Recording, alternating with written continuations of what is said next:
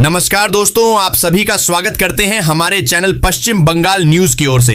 देर ना करते हुए चलिए जानते हैं पश्चिम बंगाल की ताजा खबरें। अगर आपने अभी तक हमारा चैनल को सब्सक्राइब नहीं किया है तो जल्दी से सब्सक्राइब और वीडियो को लाइक करें ताकि हमारी सारी खबरें सबसे पहले आप तक पहुंच सके। और वीडियो को कहां से देख रहे हैं कमेंट में जरूर बताएं।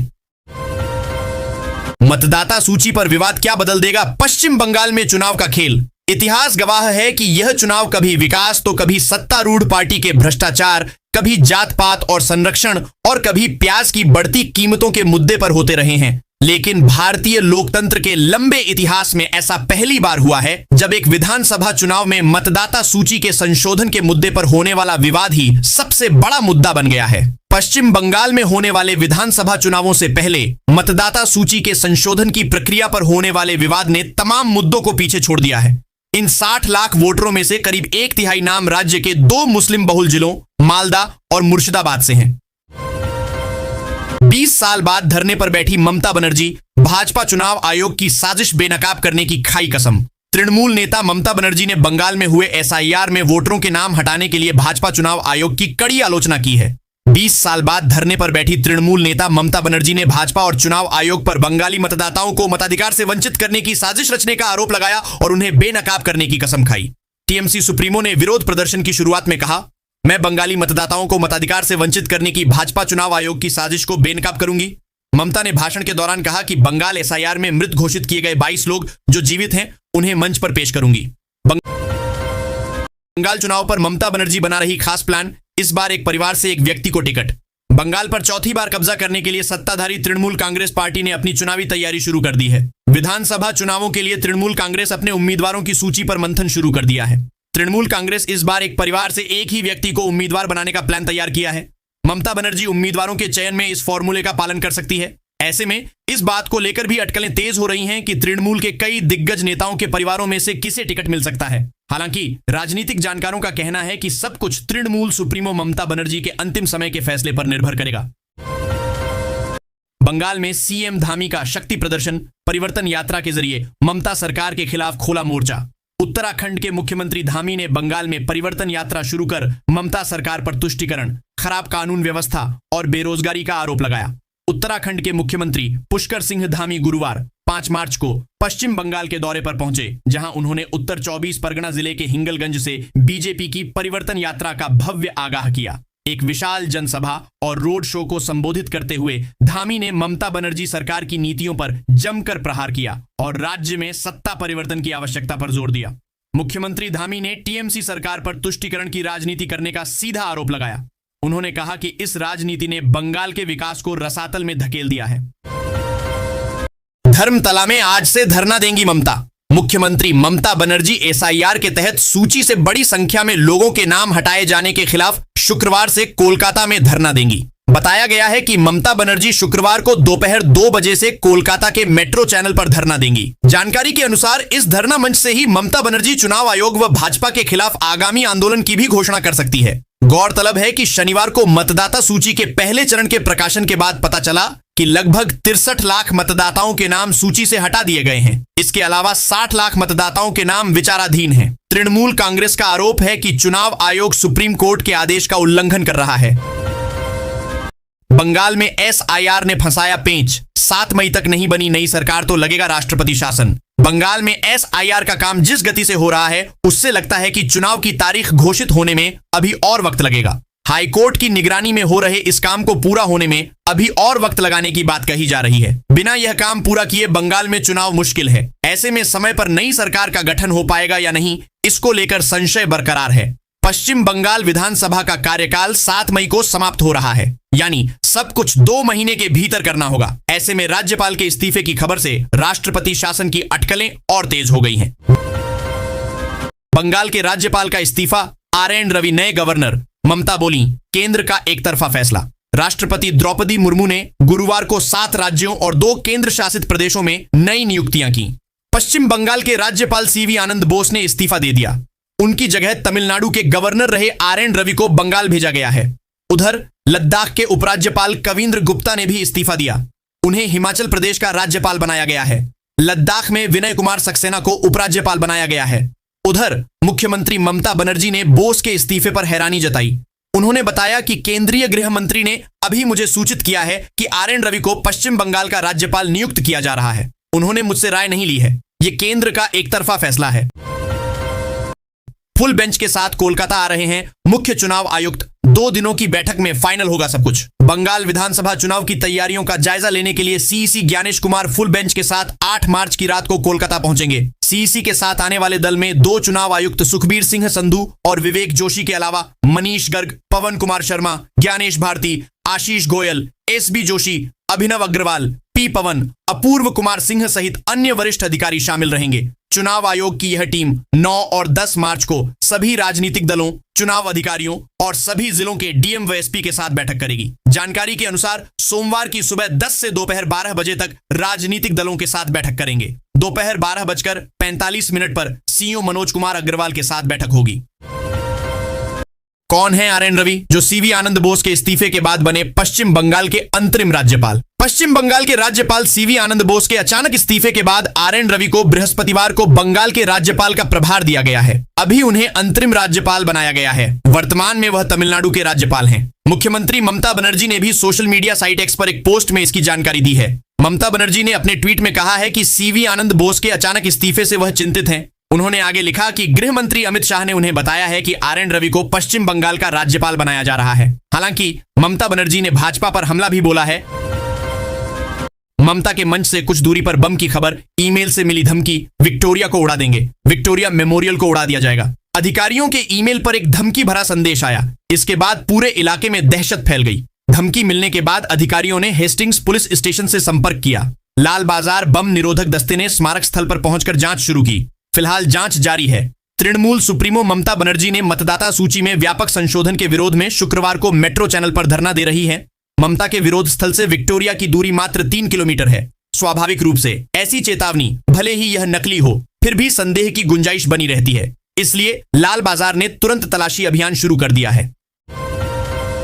अमेरिका ने कहा, भारत को 30 दिनों तक रूस से तेल खरीदने की अनुमति। गुस्से में विपक्ष।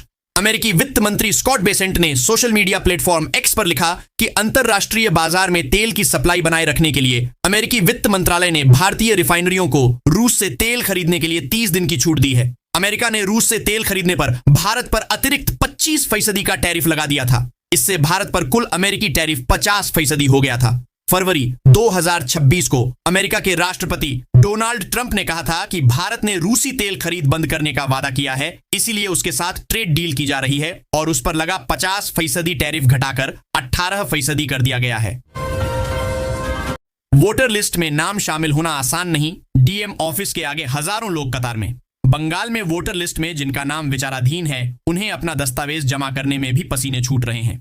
जिला मजिस्ट्रेट के 5वीं मंजिल स्थित कार्यालय से बस स्टैंड तक लोगों की लंबी कतार लग गई।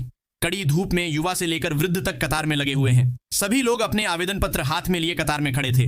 कतार डीएम कार्यालय की 5वीं मंजिल से शुरू होकर बरसात कोर्ट होते हुए बस स्टैंड तक दिख रही है।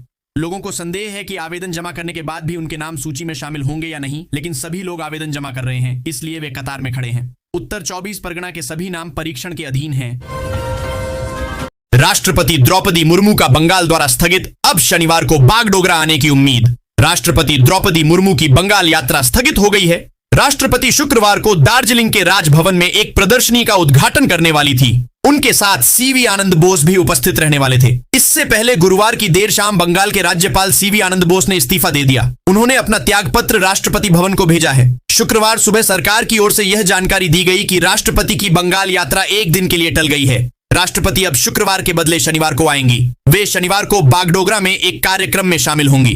राष्ट्रपति कार्यालय की ओर से पहले यह जानकारी दी गई थी कि शुक्रवार को राष्ट्रपति 2 दिवसीय दौरे पर बंगाल जा रही हैं। पश्चिम बंगाल समेत 5 राज्यों में कब होंगे चुनाव? इलेक्शन कमीशन अगले हफ्ते करेगा ऐलान। पश्चिम बंगाल, तमिलनाडु सहित 5 राज्यों में होने वाले विधानसभा चुनावों का ऐलान अब अगले हफ्ते हो जाएगा। इन राज्यों की चुनावी तैयारियों को जांचने के क्रम में चुनाव आयोग गुरुवार को केरल पहुंच गया है, जहां से अब 9 मार्च को पश्चिम बंगाल पहुंचेगा, जो चुनावी तैयारियों को जांचने के क्रम में उसका अंतिम चुनावी राज्य है, जहां से मंगलवार को लौटने के बाद चुनाव आयोग कभी भी इसकी घोषणा करने के संकेत दिए हैं। माना जा रहा है कि यह घोषणा 12 से 15 मार्च के बीच कभी भी हो सकती है। आयोग ने इस बीच जिन चुनावी राज्यों की तैयारियों को जांच चुका है, उनमें असम, तमिलनाडु, पुडुचेरी शामिल है, जबकि 5 मार्च को वह केरल पहुंचा है, जहां से 9 मार्च को वह बंगाल जाएगा। भाजपा नेता की टिप्पणी में बड़ा तनाव, टीएमसी का दावा, राजू पात्रा में वामपंथ वाले लक्षण। भाजपा नेता राजू पात्रा ने पार्टी कार्यकर्ता की पिटाई के लिए जवाबी कार्रवाई की चेतावनी दी है। उन्होंने कहा है कि भाजपा ने हमारे कार्यकर्ताओं के पैर तोड़े हैं, सिर फोड़े हैं, लेकिन वो ये नहीं जानते कि हम उनकी कलाई काट सकते हैं।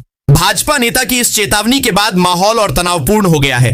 तृणमूल नेताओं ने भाजपा की इस चेतावनी पर कड़ी प्रतिक्रिया व्यक्त करते हुए कहा है कि ऐसा वामपंथ के शासनकाल में तृणमूल के लोगों के साथ होता रहा है। धमकी देने वाले के खून में भी वामपंथ का असर दिख रहा है। जानकारी के अनुसार पूर्वी बर्दवान के गलसी में 2 भाजपा कार्यकर्ताओं की पिटाई के बाद राजनीतिक तनाव बढ़ता जा रहा है।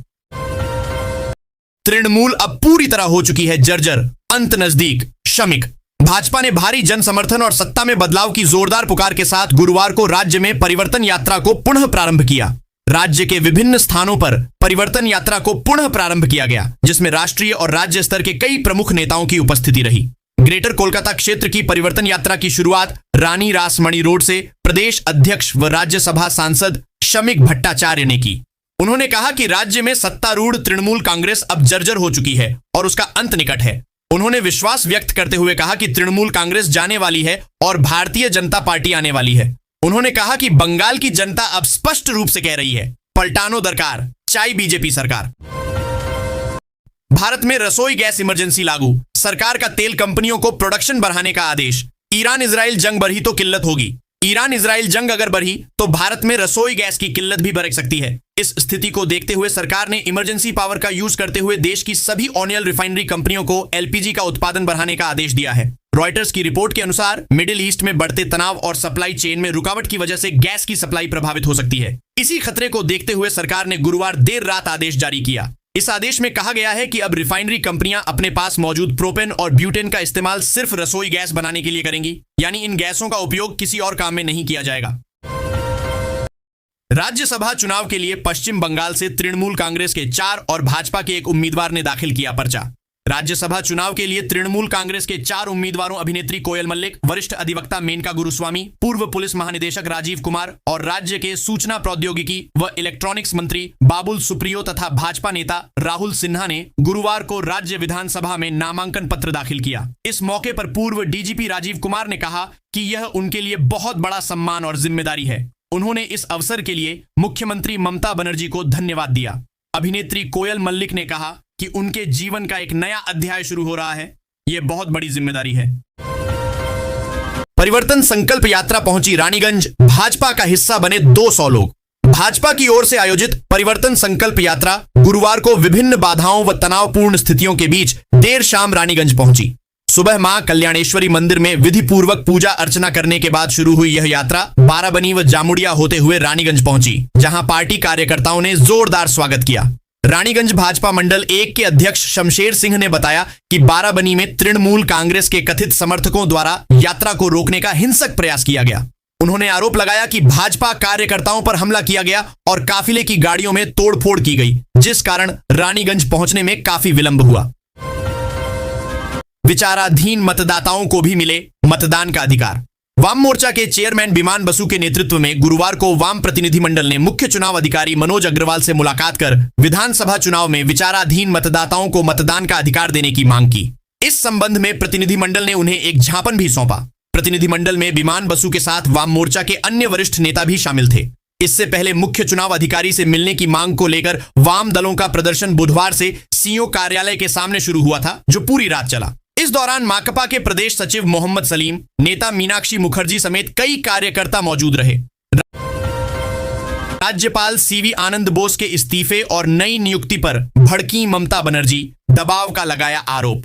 राज्यपाल सीवी आनंद बोस के अचानक इस्तीफे के बाद की स्थिति को लेकर मुख्यमंत्री ममता बनर्जी ने गहरी चिंता व्यक्त करते हुए केंद्र सरकार पर तीखा हमला बोला है। उन्होंने आशंका जताई कि आगामी विधानसभा चुनावों के मद्देनजर केंद्रीय गृह मंत्रालय के दबाव में यह इस्तीफा हुआ है। ममता बनर्जी ने आर.एन. रवि की नए राज्यपाल के रूप में नियुक्ति पर भी कड़ी डीडीएचा ऐतराज जताया है। उन्होंने स्पष्ट किया कि इस महत्वपूर्ण निर्णय में स्थापित परंपराओं को ताक पर रखकर उनसे कोई परामर्श नहीं किया गया। मुख्यमंत्री ने इसे सहकारी संघवाद की हत्या और लोकतांत्रिक मर्यादाओं का उल्लंघन करार देते हुए कहा कि केंद्र के ऐसे एक तरफा फैसले देश के संघीय ढांचे की नींव को कमजोर कर रहे हैं।